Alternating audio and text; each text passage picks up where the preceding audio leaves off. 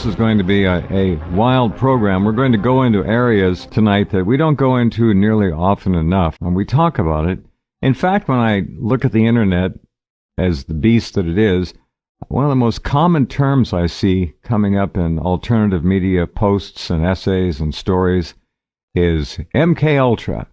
He's MK Ultra. She's MK Ultra. It's an MK Ultra program.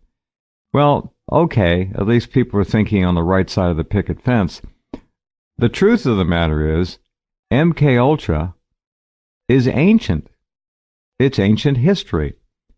MK Ultra was actually the code name of a U.S. government human research operation experimenting in the behavioral engineering of us.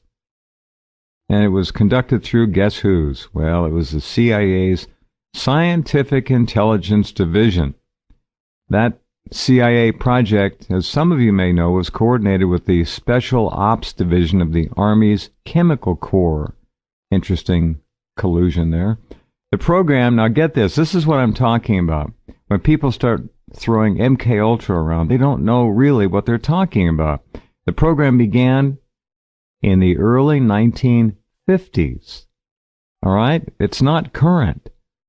It was sanctioned in 53 officially, then reduced in its scope in the 60s, and finally halted, allegedly, officially, in 1973. Well, I assume that they may well have halted the formal MK Ultra project, but they certainly didn't ultra mind control. They simply took it to the next level. Now, that was 41 years ago.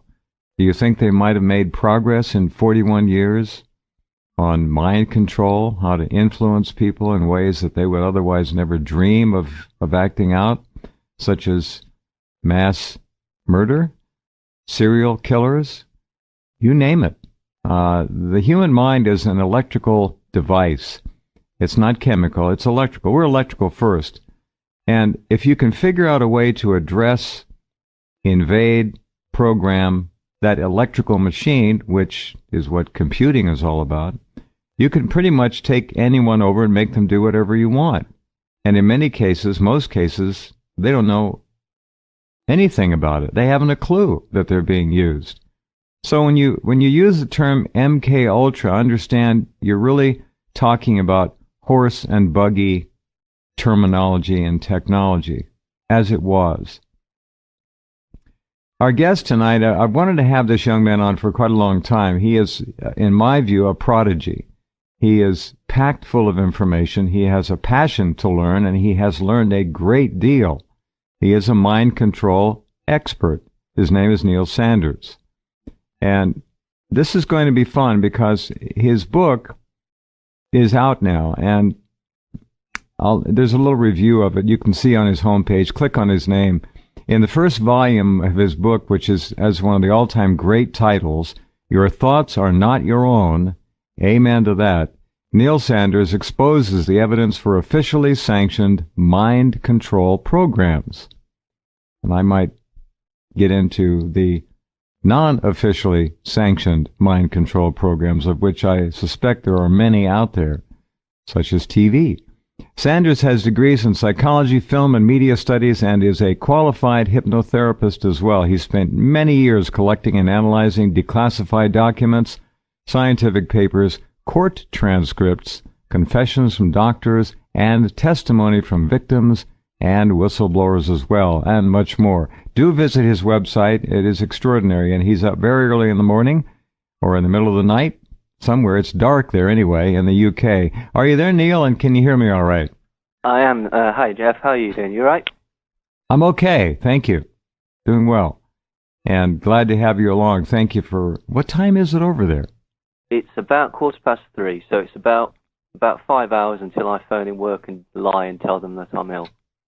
All right. If they want a backup, they can call me. I'll tell them. That's fine. You give me a note, will you? I will. He was sick. He couldn't. That's very kind of you. Yeah, it's no problem at all. So, Neil Sanders, what got you into this whole field of the dark arts? Why mind control? What is it about that intrigues you? And when did you start? Well, I mean, I got interested in mind control. It was a strange occurrence, really. Basically, a friend of mine, his older brother's friend, pressed me to watch this film, The Manchurian Candidate. And I was like, oh, go and watch The Manchurian Candidate. It's got these... I was like, who's in it? It's Frank Sinatra. I was like, oh, brilliant. Oh, yeah, I've got to watch that. My response exactly. Yeah, quite. But and it was in black and white as well, so that didn't really interest me terribly. But I did watch it, and because this guy, I very much respected him, and not only did I find the film fascinating, but basically I then started to look at the sort of things that could be done. And obviously, first elements that you start to look at are things like stage hypnotism and hypnosis in general and that sort of thing, just to see if it works. And I also was interested in psychology, so I was kind of getting a sort of picture about the separation of the mind and how the mind is in all schools of psychological thought. It has sections. There are defense mechanisms like amnesic barriers and the like. There are short circuits. There are ways that you can get people to respond favorably or unfavorably to a situation just by the use of certain words or body language, for example. Like an example is take your sunglasses off if you're speaking to somebody, because the eye contact means that you connect on a more interpersonal level. Mm-hmm. Just very basic stuff like that. Mm-hmm. Then, obviously, from there, I got interested in Sirhan Sirhan and the stories about Sirhan Sirhan, and obviously the fact that he appeared to be under hypnotic control and firing blanks out of his gun that only held 8 bullets, but miraculously managed to spray 14 bullets, some of them from behind the senator's head, which it's a remarkable. He's quite a trick shot artist, that guy. Yeah. Oh yes, he's obviously very, very skilled. And then you look into that and you see that what he was talking about, saying that he believed that he was at a shooting range, and I started to look at it and go, okay, that's plausible. That's actually plausible from a sort of scientific standpoint as well. Not that I'm any great scientist, but it sort of twigged with me. And then from there, basically, what really sort of piqued my interest was the sort of tangential weirdness that was connected to the Manchurian Candidate film. I mean, obviously, it was released shortly before the assassinations of the Kennedys, and then Frank Sinatra, who was friends with the Kennedys, had it banned until the mid-'80s. And then you start to look at the other weird things about it, like, for example, John Frankenheimer, who's the director, was having dinner with Roman Polanski and Robert Kennedy the night before he was assassinated by Sirhan Sirhan, who a lot of people believe to be a Manchurian candidate. That's pretty weird, Neil. I didn't weird. Know that. That's beyond the probabilities of coincidence. It gets a bit stranger as well, because some of these could be coincidences, and they obviously are. But for example, Jay Sebring was the person that sort of stapled the toupee to Frank Sinatra's head, and he was also the person that supplied the drugs for the Camelot crowd, the Kennedys, the Peter Lawford. It was Jay Sebring that did that? Absolutely. I know exactly where you're going with this. This is going to blow our listeners' minds. Well, Jay Sebring was one of the victims of the so-called Manson killings. He was killed by Tex Watson, August the 8th, 1969. He was a very famous hairdresser. Yeah, he would have been Vidal Sassoon if it hadn't have been for the fact that he died. He was actually, through Sebring International, he was marketing a range of hair products for men. Yep. This is, again, that comes into the sort of concept of mind control, because up until that point, it was considered a bit namby-pamby for men to be concerned with their appearance in any great way. And then he got very, very sort of macho people, or considered macho people like Steve McQueen and Frank Sinatra to publicly advocate him. And then obviously he became one of the victims of the Manson murders, or the so-called Manson murders. Mm-hmm. Bizarrely, Dee Dee Lansbury was living at the Chatsworth Ranch, the Spahn Ranch, for a short time, and traveling around with the Manson family. In her pocket, she had a signed note from Angela Lansbury giving her permission to be away from her parents. What? Yeah, this is Angela Lansbury.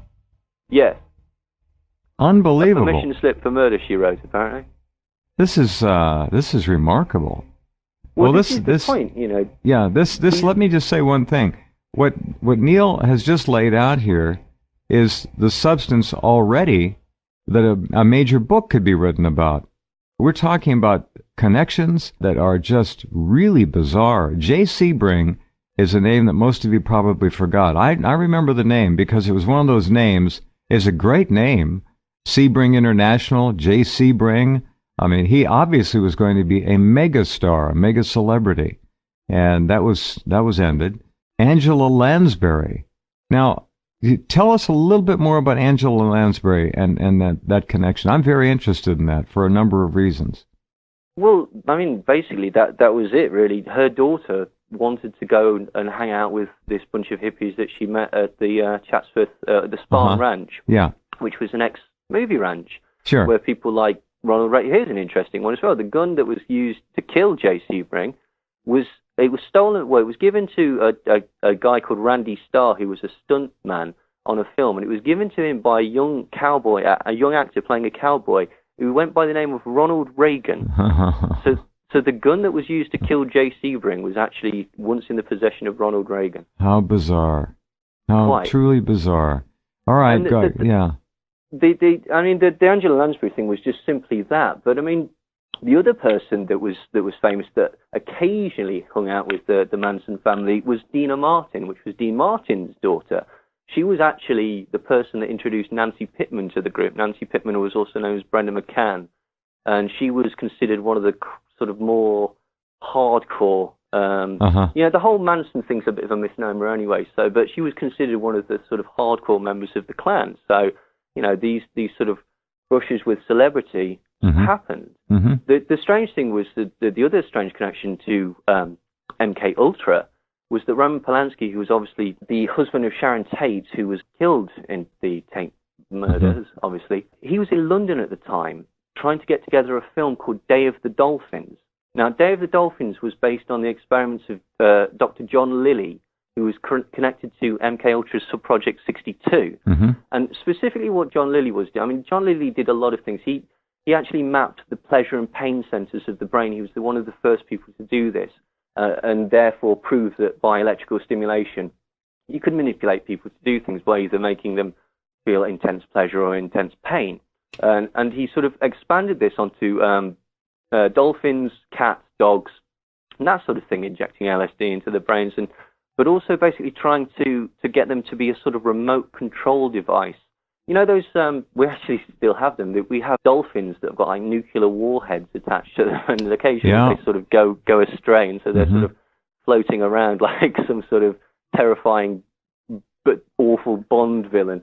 And basically they were doing that, and this was one of the things that they were doing in MK Ultra. Roman Polanski was actually trying to get a film about that scenario going, and he was in London at the time that his wife was killed trying to get this film, Day of the Dolphin, going. But in his film, the dolphins could actually talk, and they were going to be the heroes of the piece. But unfortunately, that vision will never see the light of day. No, you mentioned another name that's suitable for a program. I'd love to do more on Dr. John Lilly. What a strange dude he was. Absolutely. I've talked on this program about the so-called Lilly wave before. Now, the Lilly wave is a certain electromagnetic frequency. And I don't know if you know, let me tell this little quick story, Neil. You may find it of interest. Dr. Pat Flanagan went over to visit a friend of his in his laboratory, which was actually his garage in his home. He lived in a suburban neighborhood, and down every block, of course, were electrical wires and telephone poles and so forth, and transformers and all that. Well, Pat Flanagan went into the garage, and the guy he knew was in there working on a bench, and there was an oscilloscope there. On the oscilloscope was a waveform, which is well known. It's the Lilly wave. People in that line of work know the Lilly wave by sight pretty well.